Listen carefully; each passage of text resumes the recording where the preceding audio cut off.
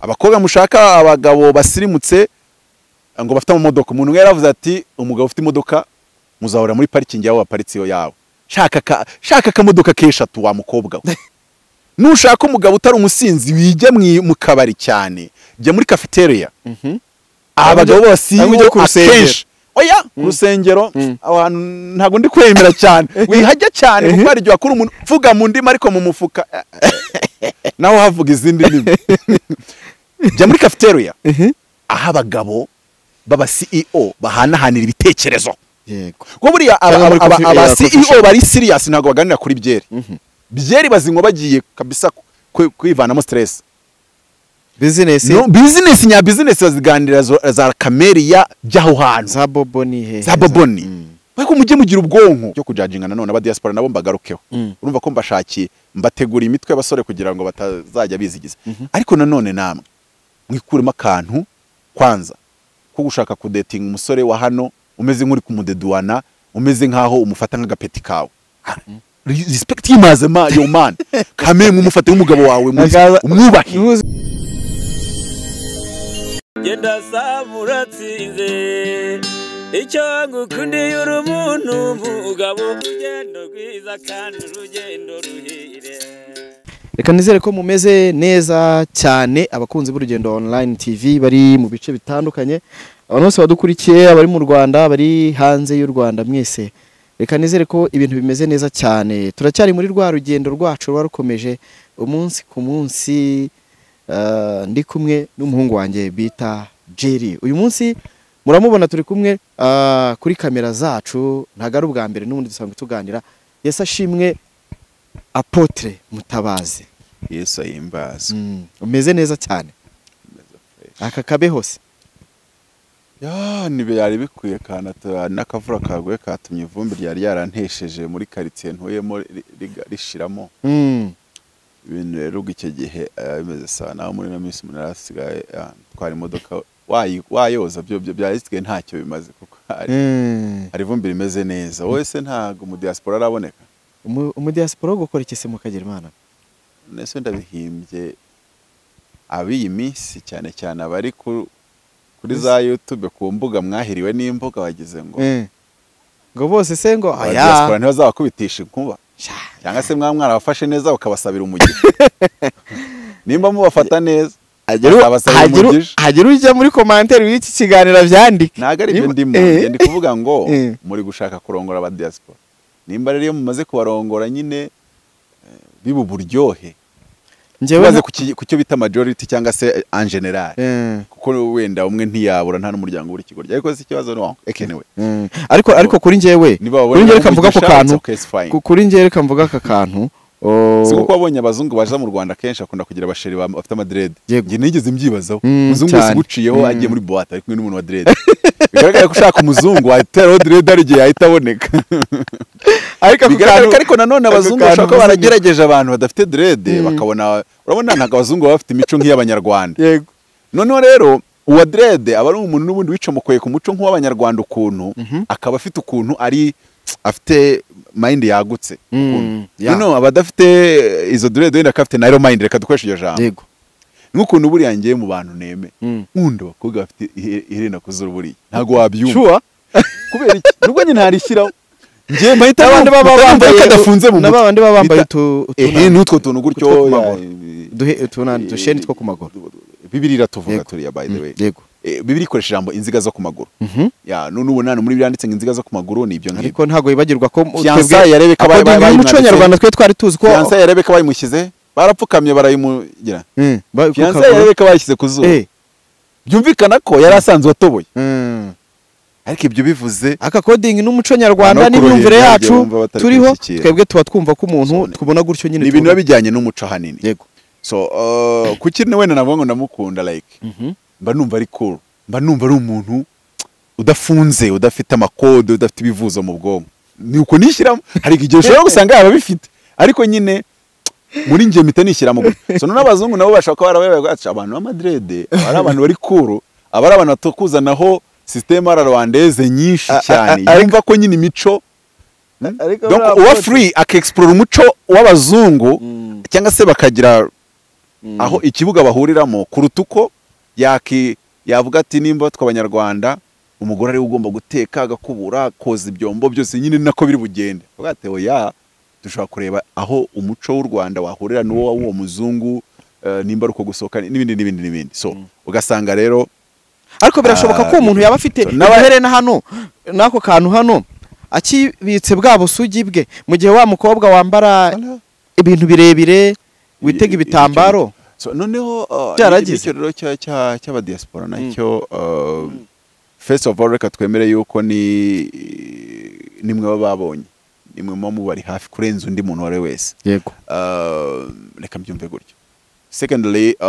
nimba umwe abigerageje bikamukwira bikanakunda namahire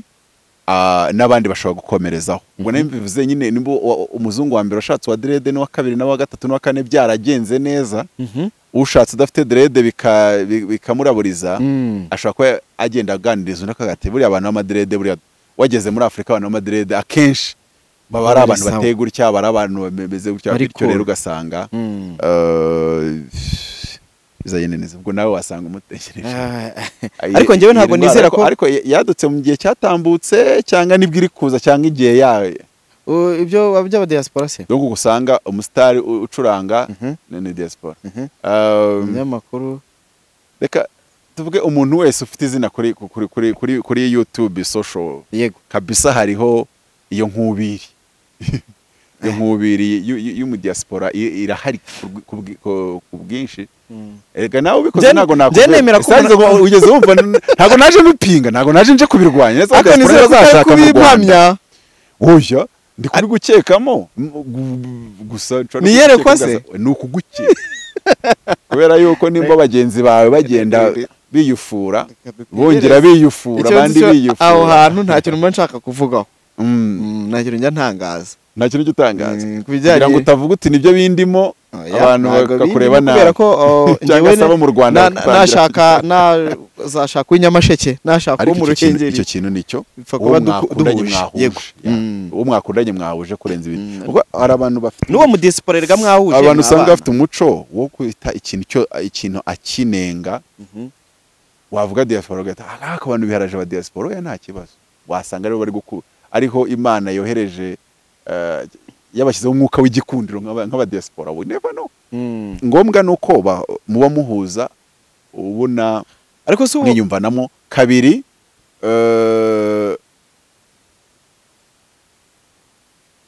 mwarwubaka ukabona rurakuryoheye cyangwa se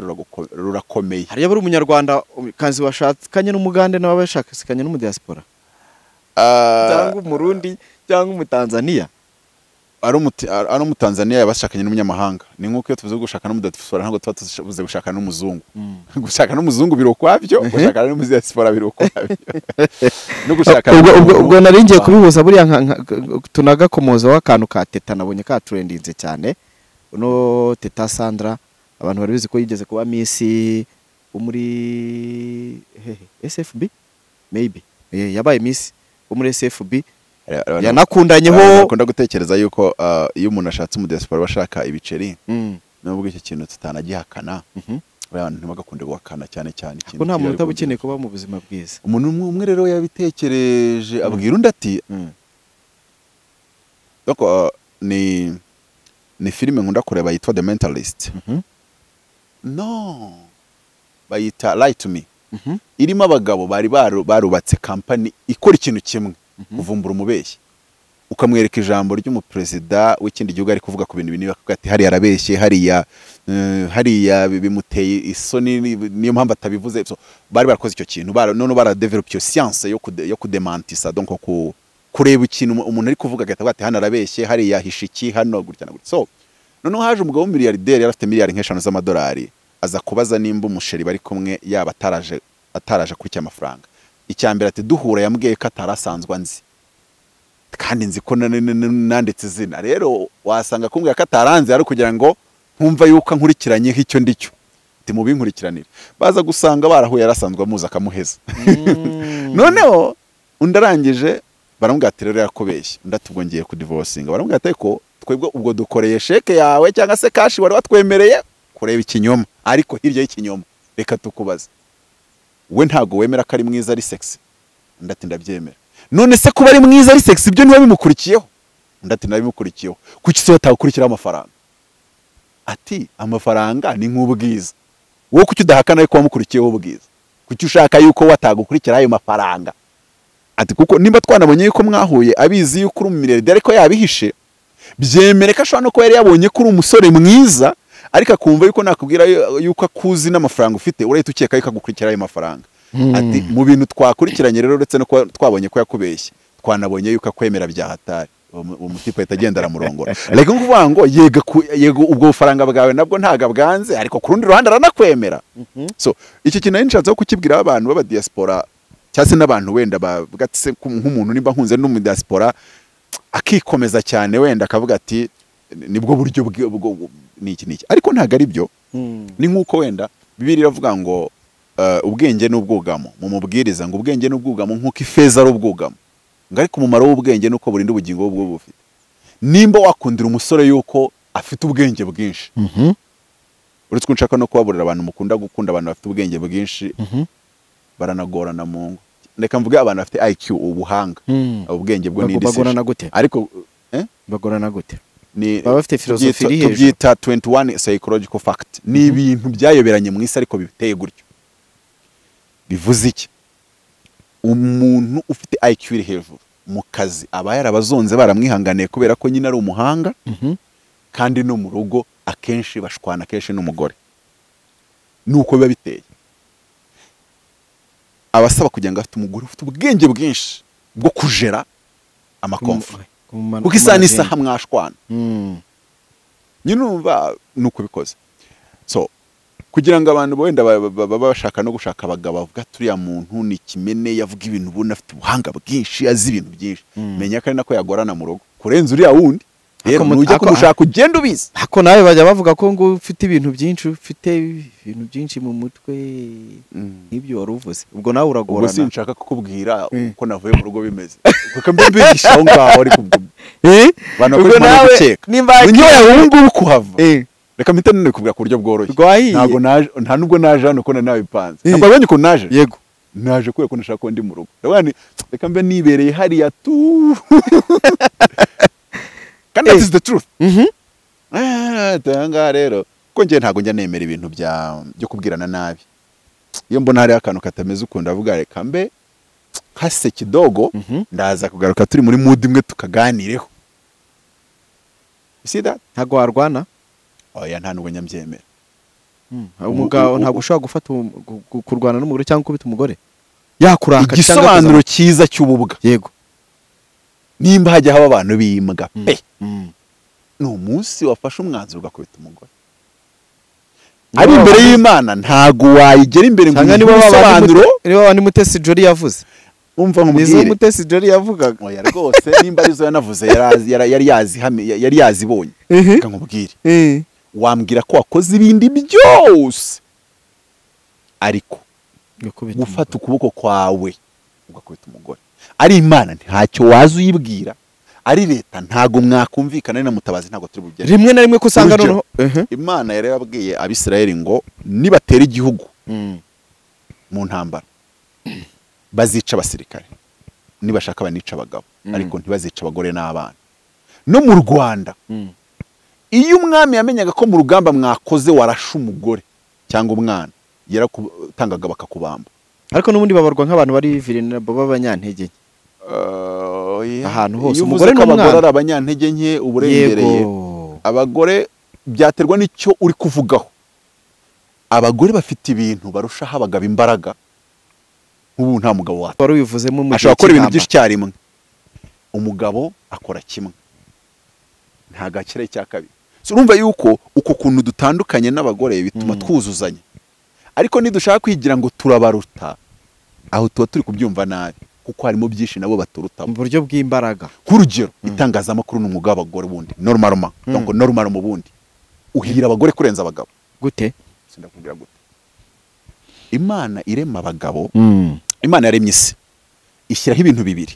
production and distribution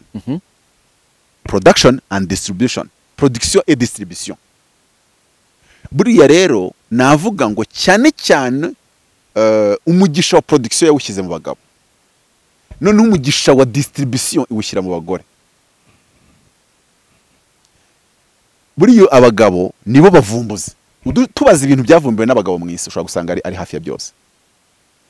Ariko nanone abadamu kuba yafasha cya kindi wavumbuye yarangiza, nk'urugero ushobora kuza ugakora restaurant ahantu, mudamu akaza agakora ku ruhande indi,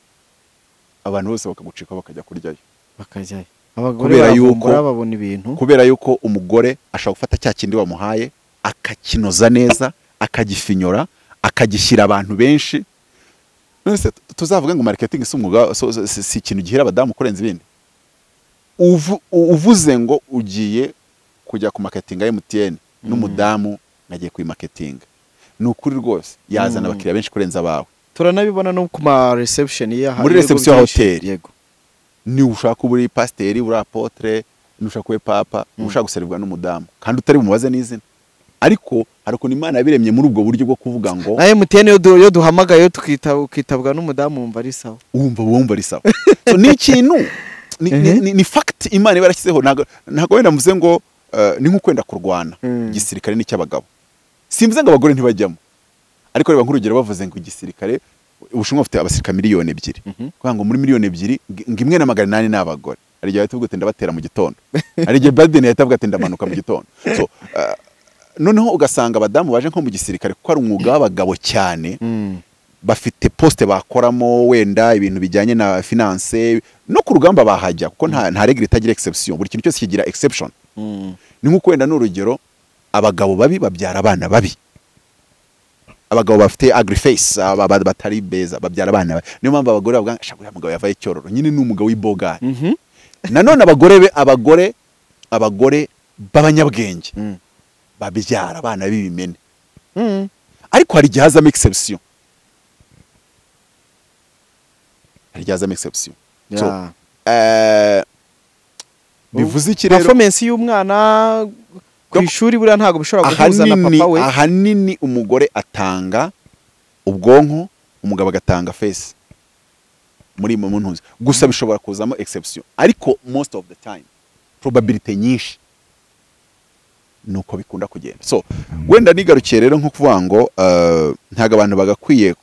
kurakarira abantu ngo abakobwa ngo ko bakurikira amafaranga cyangwa se abantu ngo bakurikira kuri diaspora ko bafite iki n'iki, ahubwo ni ikibazo cyo kwibaza ngo uretse ko nayo umunyamakuru umvisha wakoze ubukwe mwibanga, uretse no kuba nayo oya nyine diaspora menya ari cyo kintu uri bishobora kuba bigezweho yuko abanyamakuru muzajya mubikora mwibanga. Ndabizi nicyo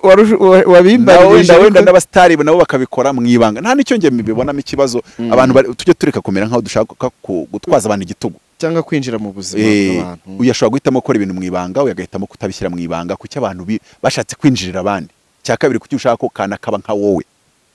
ukaza kuvuga ngo abadiaspora ngo bane kujya mu badiaspora, none nimba ari byo bashaka, let them follow their choices. Kuki ahubwo uri kubinjirira neza amahitamo yawe, kuki wowe bataje kuyajora? Iki naka kibazo. So uzambaraga zakubatse igihugu, nimba ubwenge ari ubwugamo nk'ifeza ari ubwugamo, nimba umuntu yakurikira kundi ubwenge kuki kandi ntubijore, kuki umuntu akurikiye kundi amafaranga bitangiye kubera ikibazo. Haba hari ikibazo kisigaye ni iki cyo kuvuga ngo kuba mukurikiye amafaranga uramukunda for real, niyo kibazo kiba gisigaye. You see this? Yego, ni nko wenda umuntu aricara akavuga ngo nge sinakunda umugabo utari muremure, kandi bikaba ririyo, kandi ko gasanga wa undi muremure iyo bahuye aramukunda. Nimba rero umuntu yakurikira bareba akanishyiramo akavuga ngo njyewe ningira teori ku rukundo ivuga ngo love is not a feeling, is a choice. Yego, niyo mpamvu nimba nanjye kwishyiramo ko nzakunda abantu barebare, ntago nshobora gukunda umuntu mugufi. Already nakoze choice, feelings zi following choices. So rero uko kuntu wavuze ngo uzakunda barebare, hari undi uvuga ati nzakunda ufite amafaranga, kandi ngenda namwumva. None se ubundi umugabo wabuze amafaranga wagize ngo ntushobora gutanya gukemanga nimba nafite ibitekerezo bya kigabo koko? Niyo mpamvu umugabo Imana yamubwiye ngo hingira ingobyi, yamuhaye Ergon become. Ergon ntago bivuga travail nkuko babitranslatinga muri Bibiliya z'icyongereza ngo walk the ground, niko mu cyongereza bavuga. Mu gihe burayo baravuga ngo Ergon become. Bivuze iki? Ubundi umugore iyo utarabikaminga ntago uri sexy ntago uri romantique kuri we niyo mpamvu n'urugero uzareba ubuhungu ngoni bwa Afrique n'abandi bufite amahiti ntago nkubwiye amakuru ahari ntayo mvuze ariko baba bafite icyo nshyize uvuga ni iki kabikaminzi yahindutse kugira ngo atajya nujya ndi kumusuzugura ko yafite hiti ariko wenda nukagiri muto mu myaka so yabikaminzi na mbere yuko agira amafaranga ahita agira ishene y'abantu umurongo kubera iki yafashe ikiri muri we aragisohora ubu Mutabazi nubwo kuko reka nkubwire nago Mutabazi ari mu bantu ndamutse ndi n'umusore nagira inama yo kugira ngo abantu bahubukire kuvuga ngo ndashakana nawe no kandi njyewe brand yanjye ni ukuri ndabanza ngaburi stop buretse ureka guhubuka kuki guhubuka mu bintu byose ninda kugira ngo uze umubukire ndabanza avuga you know me mbere yuko wigira ibyo byose hari ikintu kibi wiyiziho se cyatuma agari ikibi nicyo kibazo abantu benshi mufite iyo abantu babiri batandukanye muhita mushakamo umubi no bashaka kuba ari abantu babiri badahuza c'est tout wishaka kuvuga ngo harimo umubi n'utari mubi no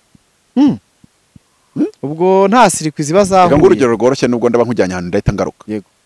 ushobora gusanga Obama yarakoze neza mu buyobozi bwe muri politike zo muri Amerika ariko akaba aramutse ageze mu Rwanda yajya amageragere nyuma y'amezi 3 bivuze ngo ashobokana na system yo muri Amerika atashobokana n'iyi Kigali seto wishaka kuvuga ngo rero ngo buriya ngiyi Kigali nimbi ngo buriya yo muri Amerika no hari ushobokanye nawe n'udashobokanye nawe muri Bibiliya Dawidi niwe muntu wa mbere washatse nabi kuva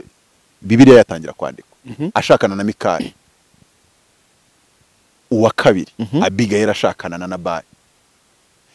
byagaragaraga yuko Dawidi yagomba kuba yarashakanye na Abigail kandi baje no gushakana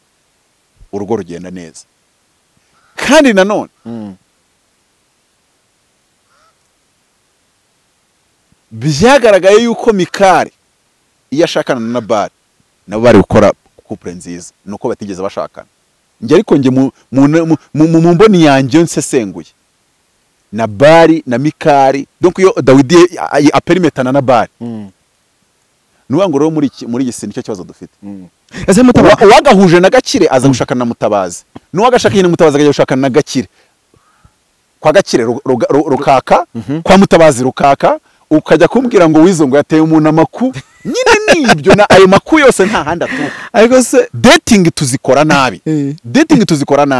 ariko cyo nanshatse kuvuga cyo ku mafaranga ndajya n'aba diaspora wacyumvishe nimba hari umuntu ushaka kuzakunda abantu barebare kandi koko akamukunda mubonye mu gihe wenda n'imico ariko bahuje wirakarira umuntu umva azakunda aba diaspora kuko yumva ashaka gukomereza future ye hanze y'u Rwanda kandi itike nziza yo gusohoka ikibazo ni ukugerayo ukamutera uw'inyuma aho kubera iki bitarastinga kuki bitarastinga rimwe na rimwe kuki inkundo zimwe niba uvuze yuko ukunda aba diaspora si umuntu umwe nubona umuntu mudahuza wishaka kugenda ari nk'itike gusohora genda kuko ubona nkuko nuwo muremure hari igihe wabona ari muremure ukabona imico ye ntimwashobokana rero wihita uvuga ngo kuva mbonye ari muremure ndamukurikira uravuga uti ndashaka muremure kandi twahuza so nuwo mu diaspora shaka mu diaspora ari kuvuga uti mu diaspora bwe twanahuza mu mico wishaka umuntu muri bugere hariya ukamubona nka tiki kuvana mu Rwanda ibyangombwa bigisohoka ugahita utangira kwigira nabi yego ubwo aho ngaho utangiye ikintu chapitre bitububwa kandi twarabibonye ubu utangiye kwandika uri kwandika igitabo ku buzima bwacu ubuzima bwacu no kwandika ibitabo ubuzima bwacu tuba turi kwandika ibitabo kandi iyo utangiye kuvuga ngo urakurikira umuntu ukagenda ubizi ko nugera hariya muzahita mutandukana rimwe rimwe wabonye n'amadefo yukuti nitugera hariya turatandukana reka nkubwire nakwihanganira uvuze uti umuntu ndabona adashobotse reka mukureho miliyoni 10 cyangwa 5 kuko ari amafaranga buri amafaranga atandukanye n'ubuzima ariko iyo winjiye mu buzima bw'umuntu as marriage usa n'ugiye gudestroyinga umuntu nawe utiretse rero icyo genda mbavuze ngo chapitre zindi warazanditse none ubu ugiye kwandika chapitre yitububwa bwawe kandi abantu bazayisoma icyo cyo bazayisoma kuko muri ubu buzima iyo umuntu adivorce akenshi hari igihe abantu bahita batangira kumutera amabuye n'undi bakamutera amabuye ndetse abantu gatangira no kwisobanura mu kwisobanura agaharabika mugenzi we yego none se ko nakubwiye ko naje hano ndi gukwepa urugero ugeze wumva mparabika wo twari turi kumwe wasanga n'amakosa yanyu wigeze ntago nigeze nshaka kuvuga ngo urumvaga impamvu ngo njye navuyeyo ngo mu rugo ngo muhigike ibintu no ushobora gusanga ari amakosa yanjye ariko nkavuga ni muri aya makosa yanjye ngarutse ku mugoroba nibwo twabiganira neza nta mpamvu yo kugira ngo ngumaha reka ngende wenda nshake n'amagambo ndi bubisigirize wenda nkaba ndi busatane n'akabombo ko guheraho mvugiraho ibintu bya ahangana nshatse kuvuga ngo uyu muntu nimba agiye bikanga burundu bikanga ariko uwo atarabigambiriye ikintu cya mbere wikora ikintu nawe uzi muri conscience yawe kutari mukuri ukavuga uti nge nagiye nzi ko ngiye kubaka no mu diaspora nagiye ari byo binjyanye pe ariko ngezeho birananiza it's okay it's fine ariko nimba wagiye warangije gupanga dore nava warangije gupanga ngo nita ikinjyana hariya uri kwandika chapitre y'ubuga uri gukurura umuvumo kandi uzakugeraho byanga bikunda noneho wibaze ngo kuki nge mgize umuvumo kandi uri ya divorce nzuri yawe ibyaramugwiririye si yabipanze we waje ari ibintu biri premedite wagendereye so rero umuntu ngewe akurikiye ko avuze ngo nge nkunda abasore bafite amafaranga ariko mu bafite amafaranga akareba mu ufite n'imico bahuza mu yandi magambo akamukunda for real nta kibazo mbigiraho kuko nimba wakundira umuntu ubwenge kuko nawe yanga ariko numara gukunda umuntu ubwenge uzarebe n'indi mico kubera ko abantu babahanga baragoye nicyo kintu cya mbere ngomba guteguza abantu the more talented the man is the more complicated he become wihereyeho nihereyeho nta kibazo gihari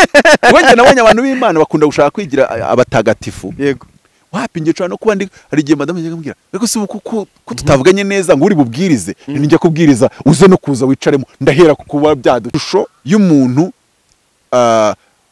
umetriza ubuzima na challenge z'ubuzima zose mu buryo buri blameless nge ntago ibyo bintu byemera kuko birangira hari ibintu ukora wahisha abantu ariko noneho bo babigwamo bakaza bicira urubanza imbere yawe kandi mwakabaye muvuga ngo it's all by the grace of God gusa Imana yampaye gift anointing itaguhaye urabinyubahira in the other life ndi nkawe gusa nge ni nkuko twavuga iyo president ashyizeho umuntu ministre aba yari umuntu nkawe yego udushobora kuba twicanye umunsi nyuma y'icyumweru haza bibindi bintu uriya mutipe twa twicanye kandi twakunda gutera na story yajyaga nabura bitana kabinya kawana yego ariko icyo gihe bamaze kuma iyo post yita intandukanye ntabwo uzongera kuzumbwira utwambwiraga ukumva icyo kintu ariko ya post bayinkuyeho nubundi ni wa mujyama wawe so noneho abantu rero araza agashaka kukwereka yuko uretse na anointing n'ibindi washobora kuba tuye mu ijoro atagetuye mu isi nubwo ntavuze ngo abantu b'Imana ntibagomba kugira kuko Paul yageze avuga ngo mwirinde ku bwanyu no kubw'umukumbi byo bindabyumva ni nkuko n'umubyeyi hari ibintu atakora atakikoze imbere yawe muri umuna wawe yakora so kubera iki we ari kurinda yuko mumureberaho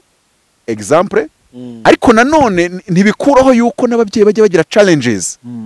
gusa wenda ko bakuze bafite maturity baciye muri byinshi bungutse ubwenge bwinshi bashobora kudahura nk'izo abato bahura nazo bahuye nazo mutabareka nkubaza kandi rero ndikuvuga iki ndikuvuga ngo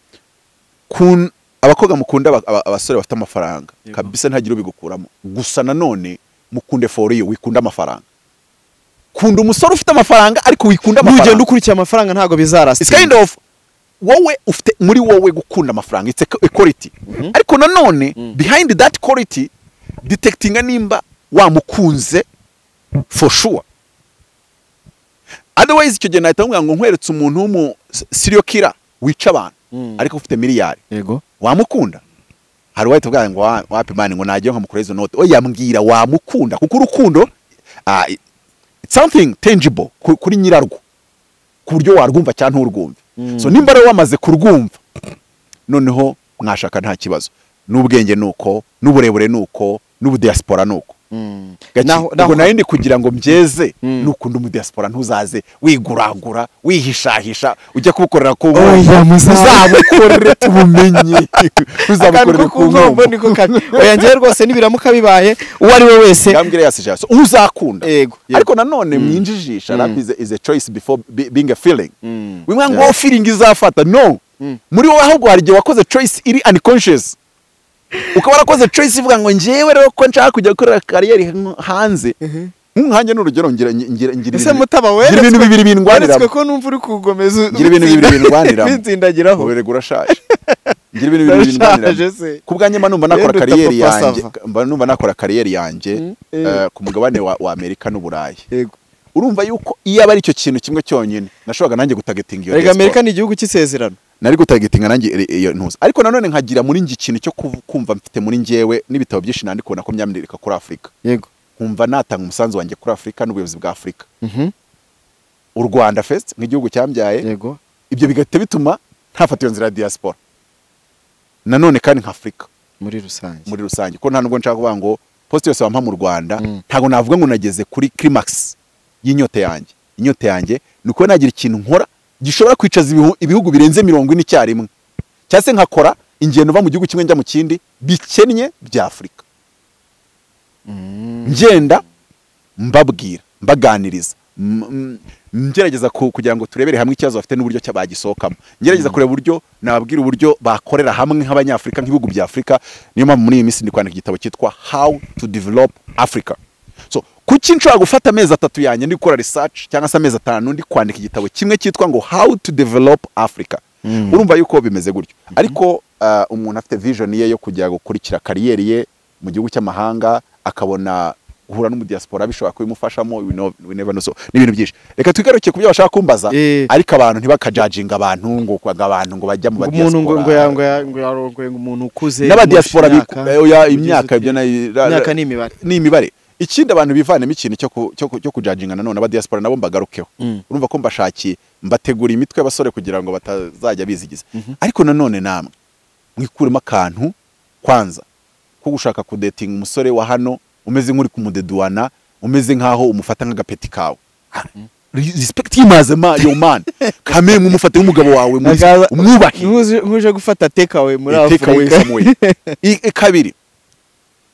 ibintu mwishyizemo nigeze ngana n'abadiaspora kambwira ngo yanga umudiaspora ngo ramushaka ngo mwamukigira hanga gahita ngo ngagucika ngo njye mfite umushiti wanjye ngo byabaye gutya ngo njye mfite nundi ubusoko dutwara imodoka kuki ntagenda mvuga ngo njye mfite umushiti wanjye ngo yaciye amaguru ngo ngo mfite nundi ngo yarengeje umuhanda ngo turamushyingura no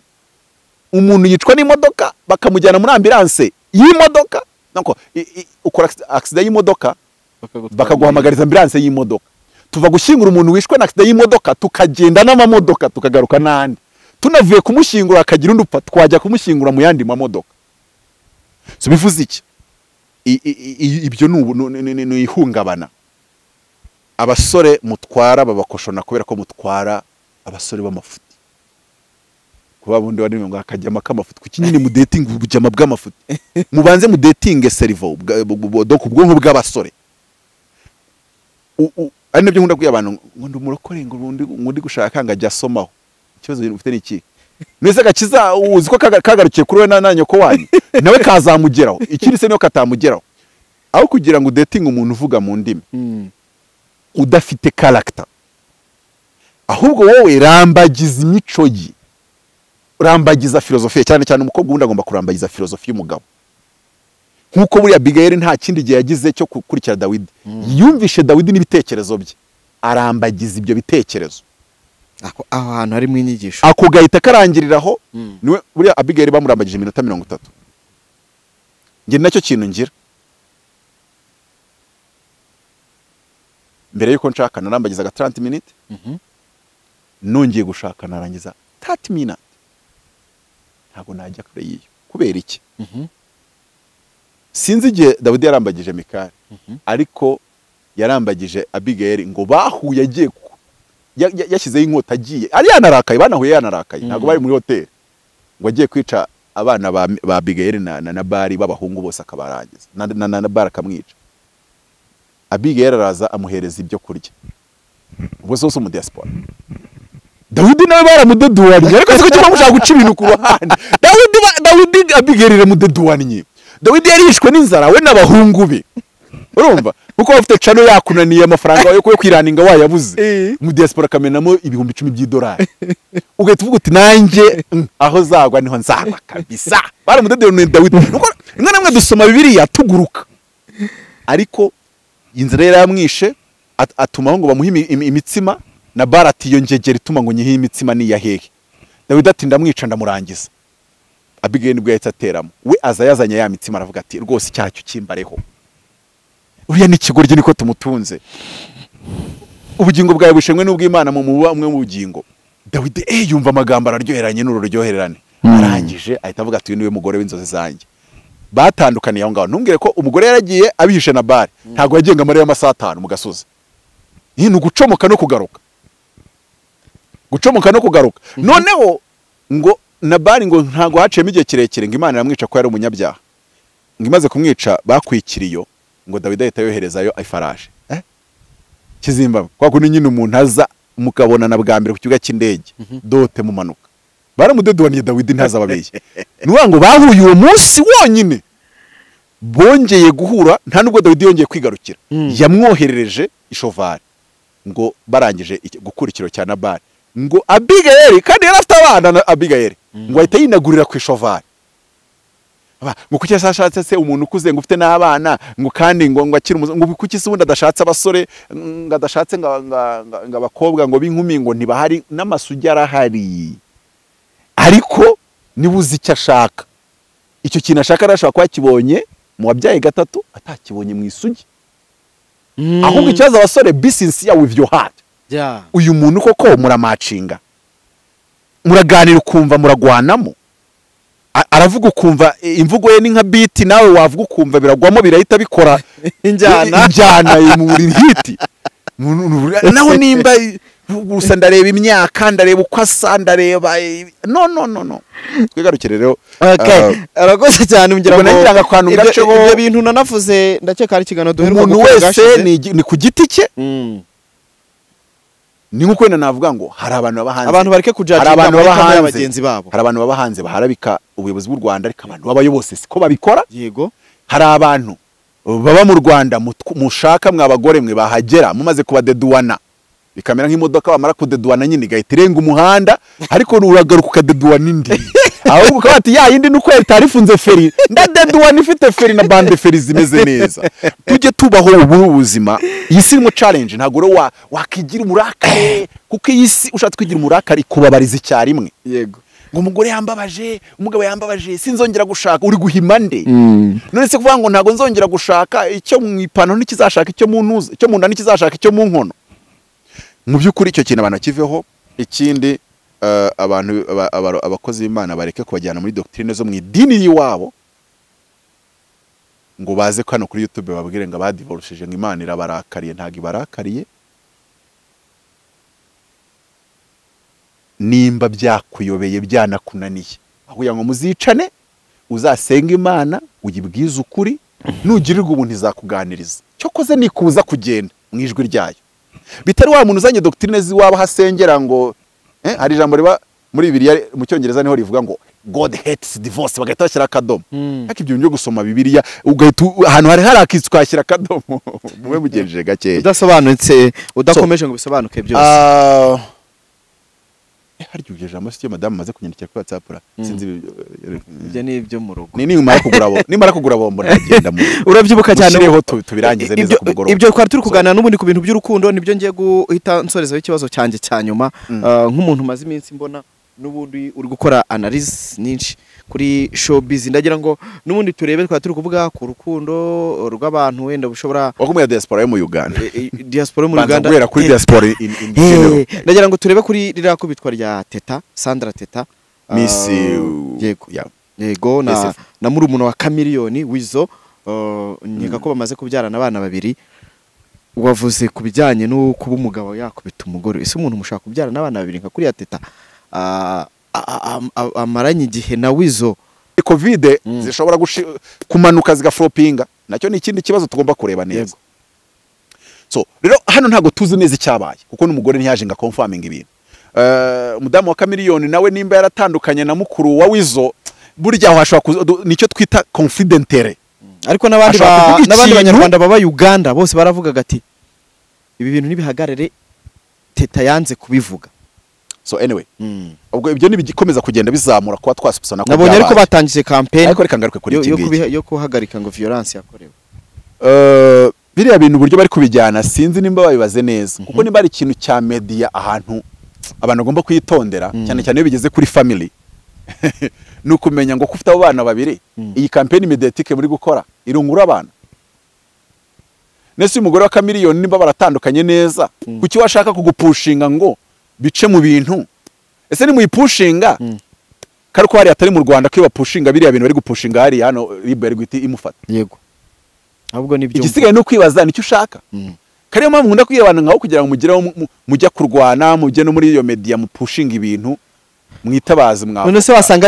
ariyo mpamvu nyirubwite yacecetse nta kintu aratangaza. Nyirubwite nimba yacecetse ahubwo abandi bantu bakaba ari kugira ngo atane. Ese ubu nukumukunda bamubereye ijwi. None se yabibatumye arimo ahohoterwa babireba. Domestic violence. Ikintu bari gukora bari kubwira polisi mu bikurikiranire hafi, ariko polisi zabikurikirana itagiye muri media. None aba bantu ko bari kubishyira muri media ese sinkubanguye umukobwa ananiwe gufata decision reka tumupushinge nimara kujya muri media, kuko nimara kujya muri media wizo ari burakarire Teta. Icyo cyo nagukiri buve already ahubwo byagiyemo ubwo nimba ari urakara kubera ko byagiye hanze. So narangiza kurakarira Teta birasa n'ibipushinga ko batandukana. Reka nkoresheje ijambo. Uretse ko n'igihe bijyawe na muri media uretse ko ibyo nabyo ni nko gutombora jackpot. Kandi bari abatipe bafite abana benshi kumubwira ngo mufite abana babiri. Hari hafite abana. N'igihe nanone gupushinga biriya bintu bimeze nka jackpot nibyo nakubwiye. Hari igihe nanone ubipushinga kuriya kubera ko ari gutinya kwandagara muri media agahita kugarukira. Akakugarukira a force. Ibyo ngibyo n'abagore bajya bamenasa abagabo babo nk'iyo ari celebrity muri media yuko ari bumuteza abantu yuko ari bubishyire hanze. None akaba n'igihe ibyo bintu ugomba kubibara neza iyo uri umudamu, kuko Mutabazi uvuze ngo ujye hanze yatabwiye ati jyayo kandi wamara kuvuga a wagahita ajya kuri z do magambo makeya agahita birangiriza ahubwo icyo ngicyo. Hari abantu batajya batinya ikintu bita igisebo, like uvuga ngo umuprovotse none ushaka kubangura mwamfonso umugaragaza nabi arahita none ahubwo noneho muwacana wazima. So Teta rero ashobora kuba avuga ati ashobora kuba ari mu bwoko bw'abagore nubwo iyo teori ntajya nyikunda cyane ariko ndayubahira abayifite ko wese ahitamo uburyo bwe kubaho. It's a choice. Murvuga ngo ngewe ngo ndemera mfe mfunke bankubite bankura amenyo ndwanire inyungu z'abana cyangwa aracyamukunda abo bana n'ab'Imana Teta ntagara abawizo nawe Teta. Rero kugira ngo uvuge ngo nzagenda no sinkunda umuntu uzana teori wango ngo ndi kwemera ngo nkapfuka ngo kubera abana. Ese bira ntibyaba kinamukunda umuntu ashobora kugukubita akagera hanigiye ukanga kuvirira hanigiye bakimukunda hari kuba kimukunda bya tro ibyamukundira byo bishobora kuba byinshi ababanye bo bafite impamvu nyinshi bakundanira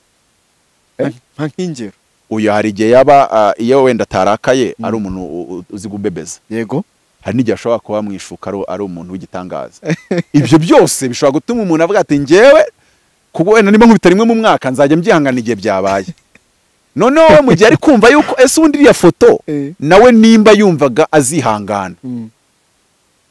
yagomba kuba iriya foto yihisha akitsimba mpaka birangiye mu magambo makeya ntabyoherezo mudamu wa kamiliyoni. Rimwe na rimwe abantu uburyo badiringa n'ibintu by'abantu bajya muri media bagomba kugira ubwenge bwinshi. Sinzi niba kiri kucyumva bagomba kugira ubwenge bwinshi icyo ushaka ko kidasohoka urakigomanira nyine. Icyo ushaka ko kidasohoka ntunakibwire ikisi mbese ugashyiraho system ituma kidasohoka, kuko nikimara kujya hanze hari igihe kirashyirwa hanze n'utari wowe. Ari amafoto rero yagaragazaga yakubiswe ntabwo yagomba kujya hanze. Ikindi ninde wayamufotoye ninde wayashyize hanze atambaye ibyo nita hanze ni no kuyahereza uwo mugore wa kamiliyoni. Teta rero yarahubutse aho ngaho nimba yarashaka kugira ngo ibintu bihendoringe mu bundi buryo yagombaga kubigumisha ahabigumisha. Wenda ashaka ko bikimurikira muri famiye kuko umugore wa kamiliyoni abarwa nkaho ari ariko famiye y'umudamu watandukanye na kamiliyoni aho hantu habazamo ibindi bintu ariko batandukanye neza. Oya icyo ndi kuvuga karikire wakoze ni nkuko wavuga ngo ndashaka guhirika ubutegetsi buriho mu Rwanda ariko ndagenda bibwira abamotari bose. Ubwo suza umumotari uri mu kazi arinde ndagenda bivuga abamotari bose bagera bavuga ngo umwana ngo ndaza kubirangiza no kameme aha nshatse kubereka ikintu kivuga ngo abantu nitwige gukora imibare irenga imbibi z'uburakari dufite. Iki kintu sindi kucyumva. Yego. Noneho wenda se zuba ngo wavuze ngo ari umunyamakuru wakoze ngo bukwe ngo urya nawe. Nawe nimba wenda utashaka ko bimenyekana hari umuntu ahita abigesinga. Agahita bihuza na so kwa munganuzi ko kanaka namubuza ibyumweru bibiri. Kandi kuzi ko hari abantu numvisha binuganuga. Kuko zo nongeye kumubona ngo yicongeshe neza kandi adashaka kwicongesha nk'umuntu waruvuye mu birori. Urabona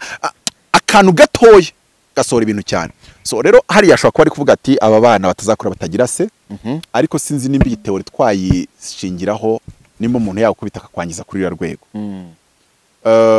Agaruke mu Rwanda nkuko bamwe bari kubisaba cyangwa se biriya agume hariya ngiye kubivugaho Paul yavuze iki. Paul yabivuze yaravuga ngo umuntu nkuriya tandukana nawe. Niko birivuga. Babantu bajya babwiriza ngo Imana ngo Bibiliya ntiyemera divorce, ariko nimba musomiye Bibiliya muzandike yanyu. Nuvuga ngo Bibiliya Paul yaravuze ngo niba ubana n'umuntu utizera ntuzigera utandukana nawe,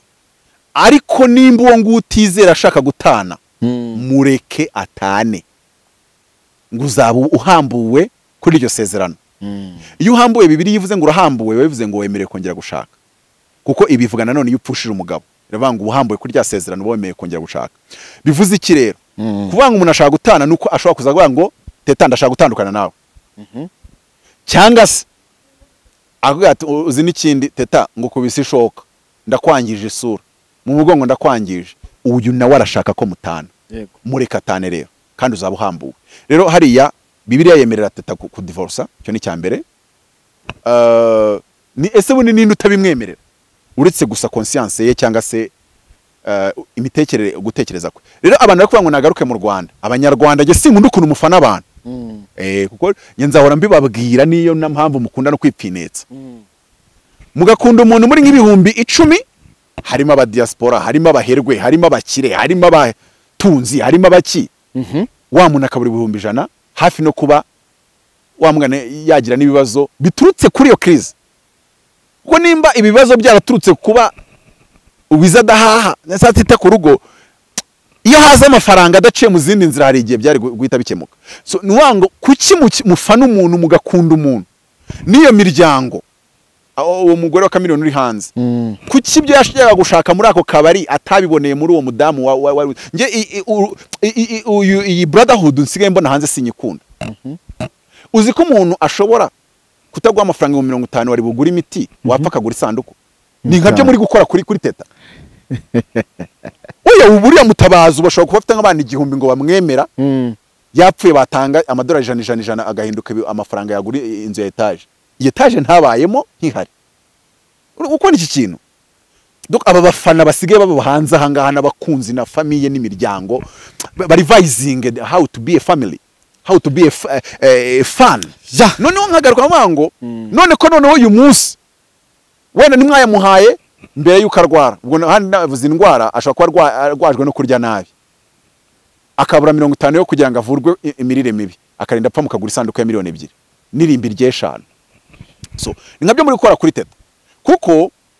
muri marriage ntimwinjiyemo kugira ngo mubikemuza amafaranga yanyu nimba mumukunda. None no mu gihe bamukubise tumubare nk'umuntu uri kuri bombone uri mu bitaro warwaye,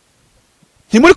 kumuha solution imeze gutya. Murashaka za mu Rwanda nimba avuga ngo abana batazagira icyo babura, wenda nubwo ari umuntu mu rugo ku bantu bafite ingo, umuntu ufite ingo ndabyumva, ari mu rugo umuntu adakavaringa 100% y'ibikenewe, ariko muri miliyoni ikenewe ku kwezi cyase muri 500 bikenewe ku kwezi agatangamo iry'ibiri cyangwa iry'itanu.